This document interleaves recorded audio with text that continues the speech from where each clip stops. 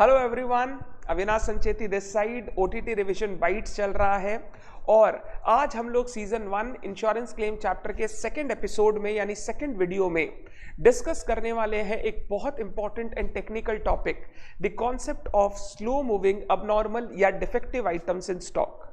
ये जो particular concept है ये लॉस ऑफ स्टॉक पॉलिसी वाले पोर्शन से रिलेटेड है। जब आप लॉस ऑफ स्टॉक पॉलिसी में लॉस कैलकुलेट करोगे, क्लेम कैलकुलेट करोगे, क्लोजिंग स्टॉक का वैल्यू कैलकुलेट करोगे on the date of fire, आपको उन क्वेश्चन में स्लो मूविंग आइटम से रिलेटेड एडजस्टमेंट दिख सकते हैं। टॉपिक टेक्निकल है, बच्चे बहुत बार इस टॉपिक में गलती करते हैं और बहुत बच्चों को टॉपिक का रेलेवेंस ही नहीं समझ में आता। तो वीडियो जरूर से पूरा लास्ट तक देखें। पहले हम लोग वीडियो में डिस्कस करेंगे टॉपिक, उसको रिवाइज करेंगे फटाफट और उसके बाद मैं डिस्कस करूंगा कहां कहां आप मिस्टेक्स करते हो नॉर्मली इस पर्टिकुलर टॉपिक के सम्स में। वीडियो खत्म होते ही 10 मिनट का समय निकालकर एक क्वेश्चन जरूर कर लेना सो दैट ये टॉपिक आपके ग्रिप में आ जाए एंड इसके बाद कभी भी आप क्वेश्चन बनाओ आपसे वो कॉमन मिस्टेक्स ना हो। डन है बात? सबसे पहले समझने का स्लो मूविंग आइटम्स क्या है और लॉस ऑफ स्टॉक पॉलिसी में हमारे कंप्यूटेशंस को किस तरीके से ये इफेक्ट करेगा। स्लो मूविंग आइटम्स स्टॉक के वो आइटम्स हैं जिनको अगर एंटिटी सेल करे ये गुड्स नॉर्मल सेलिंग प्राइस या नॉर्मल जीपी मार्जिन पर नहीं बिक पाएंगे क्योंकि ये गुड्स पुराने हो गए हैं या ये गुड्स में कुछ डिफेक्ट है। एंटिटी जब बेचेगी इनको कुछ सस्ते में डिस्काउंट देकर, सस्ते में या डिस्काउंट देकर एंटिटी को सेल करना पड़ेगा। तो इन गुड्स के ऊपर अगर एंटिटी अपना प्रॉफिट या लॉस कैलकुलेट करेगी, वो प्रॉफिट नॉर्मल जो गुड्स में एंटिटी प्रॉफिट कमा पाती है उतना तो बिल्कुल ही नहीं होगा, या तो कम प्रॉफिट होगा या इवन नुकसान भी हो सकता है बेच के। ऐसे आइटम्स जो normal gross profit margin entity को कमा कर ना दे पाए, जिनको एंटिटी नॉर्मल सेलिंग प्राइस पे ना बेच पाए, उन आइटम्स को हम लोग यहां पर स्लो मूविंग आइटम्स या डिफेक्टिव आइटम्स के नाम से जानेंगे। हम लोग जब लॉस ऑफ स्टॉक पॉलिसी के सम्स करते हैं, लॉस ऑफ स्टॉक पॉलिसी में stock on the date of fire calculate करते हैं ना, हम लोगों को मेमोरेंडम ट्रेडिंग अकाउंट बनाना पड़ता है। मेमोरेंडम ट्रेडिंग अकाउंट में हम लोग क्या करते हैं, ओपनिंग स्टॉक, परचेज, सेल्स हमें दिया हुआ रहता है। सेल्स के ऊपर जीपी परसेंटेज मार के जीपी निकालते हैं और क्लोजिंग स्टॉक हमारा बैलेंसिंग फिगर आ जाता है। ये जो जीपी परसेंटेज होता है इसको या तो क्वेश्चन आपको दे देता है या फिर लास्ट ईयर के ट्रेडिंग डेटा देकर आपको बोलता है आप जीपी परसेंटेज खुद से कैलकुलेट करो। ध्यान रखना, हम लोग जब जीपी मार्जिन कैलकुलेट कर रहे हैं जो कि एक्चुअली हमारा एवरेज ग्रॉस प्रॉफिट मार्जिन निकल रहा है, लास्ट ईयर हम लोग इतना कमाते थे, हम लोग अज्यूम कर लेते हैं करंट ईयर में भी अगर सेम रेट ऑफ जीपी होता तो कितना मेरे पास क्लोजिंग स्टॉक होना चाहिए था। ये जो हम लोग ग्रॉस प्रॉफिट मार्जिन कैलकुलेट करते हैं ना, ये gross profit margin normal goods का जीपी मार्जिन है। मतलब हम लोग जो गुड्स नॉर्मली सही गुड्स, नॉर्मल गुड्स हम लोग सेल करते हैं उस पर ऑन एन एवरेज हम लोग इतना परसेंटेज प्रॉफिट अर्न करते हैं, इतना परसेंटेज प्रॉफिट अर्न करते हैं। तो जब भी आपके क्वेश्चन में स्लो मूविंग आइटम या डिफेक्टिव आइटम होगा ना, जीपी मार्जिन को कैलकुलेट करते समय, यूज करते समय हमें बहुत ध्यान रखना पड़ेगा क्योंकि हमें जीपी मार्जिन चाहिए सिर्फ नॉर्मल गुड्स की। अब नॉर्मल गुड्स की जीपी मार्जिन नॉर्मल गुड्स जितनी नहीं होगी क्योंकि अब नॉर्मल गुड्स को सस्ता बेचना पड़ता है।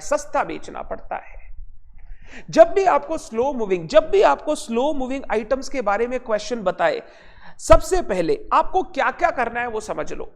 जब आप लास्ट ईयर के ट्रेडिंग अकाउंट बना रहे हो, लास्ट ईयर का ट्रेडिंग अकाउंट बना रहे हो टू कंप्यूट जीपी मार्जिन, हम लोगों को नॉर्मली क्वेश्चन में जीपी मार्जिन दे देता है, बट स्लो मूविंग वाले क्वेश्चन में आप देखोगे जीपी मार्जिन दिया हुआ नहीं रहेगा। आपको लास्ट ईयर के ट्रेडिंग अकाउंट के डेटा दिए रहेंगे और उनके बेसिस पे आपको जीपी मार्जिन कैलकुलेट करना है। हम लोग जब लास्ट ईयर का ट्रेडिंग अकाउंट बनाकर जीपी मार्जिन कैलकुलेट कर रहे होंगे, रिमेंबर वो सिर्फ नॉर्मल गुड से रिलेटेड जीपी मार्जिन हमें कैलकुलेट करना है। हम लोग उस ट्रेडिंग अकाउंट में जो sales, purchase, opening stock, closing stock के डेटा दिखाएंगे वो सिर्फ नॉर्मल गुड्स वाला होना चाहिए, तभी जो मेरा जीपी मार्जिन निकलेगा वो किसका निकलेगा, नॉर्मल गुड्स का निकलेगा।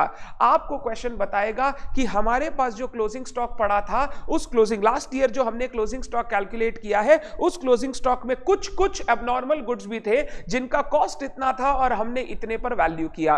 तो हमको समझ में आएगा कि लास्ट ईयर के जो डेटा दिए हुए हैं उसमें सारे गुड्स नॉर्मल नॉर्मल गुड्स नहीं है, कुछ अबनॉर्मल गुड्स भी है। हम लोगों को क्या करना है, ट्रेडिंग अकाउंट बनाते समय, जीपी कैलकुलेट करते समय वो अबनॉर्मल गुड्स के डेटा को वहां से हटाकर सिर्फ नॉर्मल गुड्स से रिलेटेड ट्रेडिंग अकाउंट बनाकर जीपी मार्जिन कैलकुलेट करना है।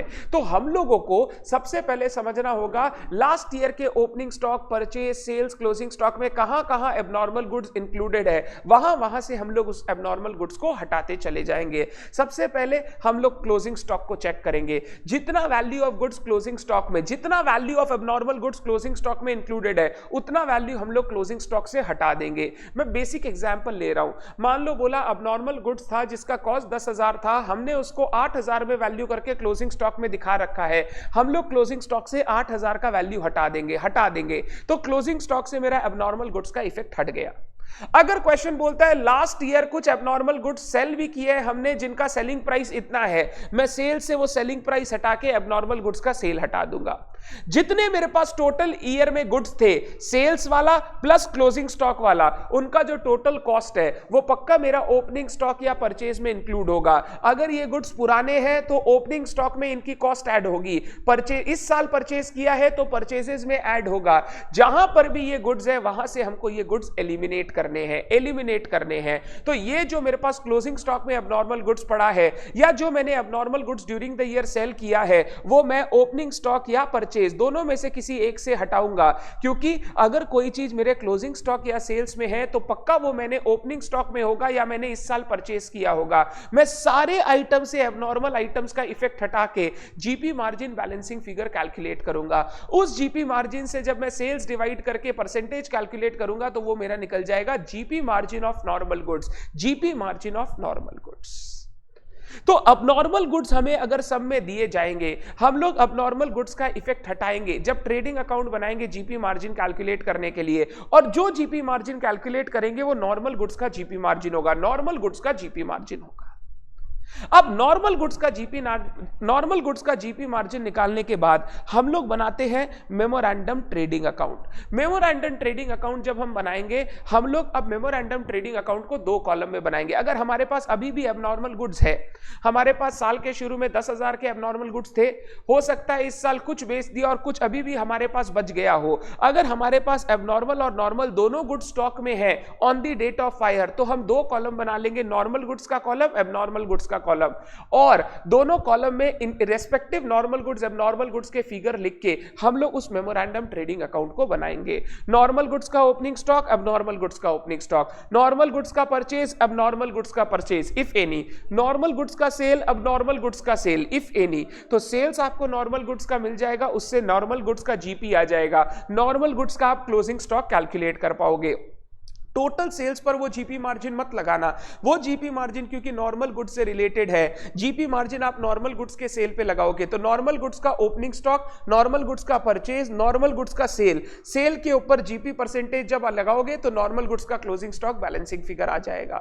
अब नॉर्मल गुड्स का ओपनिंग स्टॉक, अब नॉर्मल गुड्स का सेल, अब नॉर्मल गुड्स को बेचने में कितना नुकसान हुआ, क्वेश्चन बता देता है इतना का गुड्स इतना में बेचा, कितना नुकसान हुआ, जो बैलेंस बचेगा वो मेरे अब नॉर्मल गुड्स का क्लोजिंग स्टॉक। तो मेमोरेंडम ट्रेडिंग अकाउंट जब मैं बनाऊंगा ना, अब मैं मेमोरेंडम ट्रेडिंग अकाउंट 2 कॉलम्स में बनाऊंगा, एक नॉर्मल गुड्स का कॉलम, एक अबनॉर्मल गुड्स का कॉलम। एंड बच्चे, चीजों को सिंपल करने के लिए अब नॉर्मल गुड्स का कॉलम आप कॉस्ट पर ही बनाना। मान लो क्वेश्चन बोला 10,000 के गुड्स थे बट हमने इसको ईयर एंड पे लास्ट ईयर 8,000 पे वैल्यू किया था, इसकी वैल्यू गिर चुकी थी, तो cost NRV whichever is lower के चलते हमने इनको 8,000 पर वैल्यू किया था। अब आप जब ओपनिंग स्टॉक चालू करो ना, 8,000 से चालू मत करो, आप 10,000 से चालू करो। इससे क्या रहेगा ना, आपको गुड्स का जो मूवमेंट है और उसका जो आपके पास बचा हुआ स्टॉक है वो बहुत इजीली विजुअलाइज हो जाएगा। आपको क्वेश्चन बोलेगा 10,000 के गुड्स थे, उसमें से हमने 3/4 गुड्स सेल कर दिए, तो मैं बोलूंगा 7,500 का गुड्स सेल हो गया, तो 2,500 का गुड्स बचा है। अब 7,500 का गुड्स 7,000 में सेल हुआ, तो मैं बोलूंगा 7,000 सेल्स और 500 रुपया लॉस, और 2,500 मेरा क्लोजिंग स्टॉक निकल जाएगा। जब भी आप मेमोरेंडम ट्रेडिंग अकाउंट में अब नॉर्मल गुड्स का कॉलम बनाओ, हमेशा ट्राई करो कॉस्ट पर बनाने का। चीजें बहुत सिंपल रहेगी, आप अपना कैलकुलेशन इजीली दिमाग में कर पाओगे, आपको कोई भी चीज याद रखने की जरूरत नहीं पड़ेगी। अब आप मेमोरेंडम ट्रेडिंग अकाउंट बना लिए तो आपके पास नॉर्मल गुड्स का क्लोजिंग स्टॉक, अब नॉर्मल गुड्स का क्लोजिंग स्टॉक आ गया। अब हम लोग कंप्यूट करेंगे लॉस। लॉस जब कंप्यूट करेंगे नॉर्मल गुड्स का क्लोजिंग स्टॉक लेंगे जो मेमोरेंडम ट्रेडिंग अकाउंट में आया कॉस्ट पर। अब नॉर्मल गुड्स का क्लोजिंग स्टॉक लेंगे। जो ट्रेडिंग अकाउंट में क्लोजिंग स्टॉक दिख रहा है वो कॉस्ट है। अगर क्वेश्चन बोलता है कि आपको कॉस्ट पर ही इसको वैल्यू करना है तो मैं यहां कॉस्ट ही लिख दूंगा। बट अगर मान लो क्वेश्चन बोलता है कि हम लोग इसको वैल्यू करेंगे at 80% of cost, at 70% of cost, तो जो उसका कॉस्ट आया उससे 70% 80% मल्टीप्लाई करके लॉस दिखाएंगे। हमको insurance company 80% of the cost का ही क्लेम दे रही है फॉर एबनॉर्मल गुड्स, तो मैं 80% ही लॉस में दिखा के उसका क्लेम करूंगा। मैं यहां पे लॉस पूरा नहीं दिखाऊंगा, मैं यहां लॉस दिखा रहा हूं for the purpose of computation of claim. तो मैं जब अपना लॉस दिखाऊंगा मैं बोलूंगा इंश्योरेंस कंपनी बोल रही है एबनॉर्मल गुड्स के केस में 80% का हम लोग क्लेम देंगे कॉस्ट का, तो 80% of the cost will be my loss, और फिर सैल्वेज वैल्यू माइनस करके हमारा क्या आ जाएगा, नेट लॉस आ जाएगा, नेट लॉस। तो नॉर्मल गुड्स हम लोग सीधा ले आएंगे मेमोरेंडम ट्रेडिंग से। अब नॉर्मल गुड्स हम लोग वैल्यू कर लेंगे एज पर दी क्वेश्चन। हमारे पास क्लोजिंग स्टॉक है एट कॉस्ट, अगर क्वेश्चन बोला कॉस्ट पर ही वैल्यू करना है तो कॉस्ट पर कर लेंगे। अगर क्वेश्चन बोला नहीं उसको हम लोग 10% लोअर देन कॉस्ट पे वैल्यू करेंगे या 80% ऑफ कॉस्ट पे वैल्यू करेंगे, जो क्वेश्चन बोलेगा हम लोग उसके हिसाब से वैल्यूएशन कर लेंगे। ये हमारा लॉस निकल जाएगा और फिर हम लोग क्लेम कैलकुलेट कर लेंगे। क्लेम कैलकुलेट करने के लिए मैंने लास्ट एपिसोड में आपके साथ एवरेज क्लॉज का डिस्कशन किया, नहीं देखा है तो देख लो, आपका दोनों बात ठीक हो जाएगा। तो ये कॉन्सेप्ट है अबनॉर्मल गुड्स का कॉन्सेप्ट। तो सिंपल मैं ये बोल रहा हूं अबनॉर्मल गुड्स के कॉन्सेप्ट में क्या ध्यान रखना है, ये वो गुड्स है जो नॉर्मल जीपी मार्जिन पर आप सेल नहीं कर पाओगे, जिसको आप थोड़ा डिस्काउंट देकर या नुकसान करके भी आपको बेचना पड़ सकता है। आप तो कोई चीज अपने पास रखोगे नहीं, भाई जो बेच रहा है जिस दाम पे बेच रहा है ले जा भाई, पड़े पड़े तो और खराब हो जाएगा। तो ये गुड्स आपको ना लोअर जीपी मार्जिन या कभी कभी लॉस पर भी बेचने पड़ सकते हैं। आप जब अपना लॉस ऑफ स्टॉक पॉलिसी में स्टॉक का कैलकुलेशन करते हो उसके लिए आपको ग्रॉस प्रॉफिट मार्जिन की जरूरत पड़ती है। जीपी मार्जिन कैलकुलेट करने के लिए आप लास्ट ईयर का ट्रेडिंग अकाउंट बनाते हो। जब लास्ट ईयर का ट्रेडिंग अकाउंट बनाओगे हमेशा ध्यान रखना नॉर्मल गुड्स का जीपी मार्जिन निकालना, अब नॉर्मल गुड्स को वहां से एलिमिनेट कर देना। जहां जहां एबनॉर्मल गुड्स हो सकता है लास्ट ईयर के ट्रेडिंग में वहां से उसको एलिमिनेट कर देना। नॉर्मली आपको क्वेश्चन में क्लोजिंग स्टॉक में दिखेगा, तो क्लोजिंग स्टॉक में अगर है तो वो कहीं ना कहीं ओपनिंग स्टॉक या परचेज में भी होगा, दोनों जगह से एलिमिनेट कर देना। क्लोजिंग स्टॉक में उसका वैल्यू जितना किया हुआ है उतना हटा देना, ओपनिंग स्टॉक या परचेज उसका कॉस्ट हटा देना। फिर जब करंट ईयर का मेमोरेंडम ट्रेडिंग अकाउंट बनाओ क्लोजिंग स्टॉक कैलकुलेट करने के लिए, तो उस समय दो कॉलम बना लेना, नॉर्मल गुड्स का कॉलम, एबनॉर्मल गुड्स का कॉलम। नॉर्मल गुड्स के कॉलम में नॉर्मल गुड्स का क्लोजिंग स्टॉक निकल जाएगा, अब नॉर्मल गुड्स के कॉलम में एबनॉर्मल गुड्स का क्लोजिंग स्टॉक निकल जाएगा। अब नॉर्मल गुड्स का कॉलम कॉस्ट पे बनाना ताकि कैलकुलेशंस आपके लिए इजी रहे। फिर फाइनली लॉस कैलकुलेट करते समय जो टोटल क्लोजिंग स्टॉक है नॉर्मल प्लस एबनॉर्मल गुड्स दोनों ले लेंगे। नॉर्मल गुड्स का वैल्यू तो कॉस्ट पर ही रहेगा। अब नॉर्मल गुड्स का वैल्यू के लिए हमें क्वेश्चन को ध्यान से पढ़ना है। क्वेश्चन क्या बोल रहा है, to be valued at cost या to be valued at any other value, जो वैल्यू बोलेगा उसके हिसाब से वैल्यू करके हम लोग लॉस कैलकुलेट कर लेंगे। अब बच्चों से क्या क्या गलती होती है ध्यान से सुनिएगा। पहला गलती, बच्चे जब इन गुड्स को लास्ट ईयर के ट्रेडिंग अकाउंट से एलिमिनेट करते हैं, क्लोजिंग स्टॉक से एलिमिनेट करते समय जितना वैल्यू क्लोजिंग स्टॉक के अंदर है वो हटाते हैं। या तो ओपनिंग स्टॉक और परचेज से एलिमिनेट करना भूल जाते हैं, या ओपनिंग स्टॉक और परचेज से भी सेम वैल्यू हटा देते हैं जो क्लोजिंग स्टॉक से हटाया। ध्यान से सुनना, उनकी लास्ट ईयर के बिगिनिंग में वैल्यू कॉस्ट पर ही थी, ईयर एंड पर जाकर उनको राइट डाउन किया गया लोअर वैल्यू पर, क्योंकि एंटिटी को लग रहा है हम लोग इतना रियलाइज नहीं कर पाएंगे। पहले वो 10,000 पर ही वैल्यू हो रहा था, लास्ट ईयर के एंड में हमने उसको 8,000 पर वैल्यू किया है। तो ओपनिंग स्टॉक के अंदर 8,000 का गुड्स नहीं 10,000 का गुड्स ही है, वहां से 10,000 हटाना, क्लोजिंग स्टॉक से 8,000 हटाना। पहला गलती, बच्चा जब लास्ट ईयर का ट्रेडिंग अकाउंट बनाता है ओपनिंग स्टॉक से एलिमिनेट करना भूल जाता है या गलत वैल्यू एलिमिनेट कर देता है। दूसरा गलती, बच्चे मेमोरेंडम गुड्स के कॉलम को ना बहुत बार ट्राई करते हैं उसका जो वैल्यू किया हुआ है एंटिटी ने उसके हिसाब से बनाना, ताकि सही प्रॉफिट सही लॉस हम लोग कैलकुलेट करके ट्रेडिंग अकाउंट में दिखा सके। हमारा यहां मुद्दा लॉस या प्रॉफिट कैलकुलेट नहीं करना है, क्लोजिंग स्टॉक कैलकुलेट करने का है। मैं कॉस्ट पर इसीलिए बनाने आपको बोल रहा हूं ताकि चीजें आपके लिए सिंपल हो और क्वेश्चन फटाफट बन जाए, कोई मार्क्स नहीं कटेगा उसके लिए। फाइनली जो वैल्यू आया है उसको जैसा इंश्योरेंस कंपनी आपको बोला उस हिसाब से वैल्यू करके लॉस कैलकुलेट कर लो। हो, the answer will remain same, the answer will be right, कोई मार्क्स इसके लिए नहीं कटेगा। फॉर ईज हमेशा एबनॉर्मल गुड्स के कॉलम को कॉस्ट पर बनाना। और तीसरा, क्वेश्चन में ध्यान से पढ़ना, बचा हुआ अगर एबनॉर्मल स्टॉक था, एबनॉर्मल गुड्स था on the date of fire, तो उसको किस तरीके से वैल्यू करना है, इसके लिए क्वेश्चन को ध्यान से पढ़िएगा, ध्यान से पढ़िएगा। ये कॉन्सेप्ट था अबनॉर्मल गुड्स का और उसका treatment while calculating the claim for loss of stock policy. अभी के अभी 10 मिनट लेकर एक क्वेश्चन बनाओ, जो आपको जैसा आपको फील हो रहा है, जो आपने 2 वीडियोस देखे, कोई फीडबैक सजेशन है तो जरूर हमें व्हाट्सएप के थ्रू दो, हम लोग इंप्रूव करने की कोशिश करेंगे एंड आप तक बेस्ट कंटेंट पहुंचाने की कोशिश करेंगे। Done. For the next video क्या आने वाला है, कैसा आने वाला है, स्टे ट्यून्ड। और नेक्स्ट टॉपिक है ये।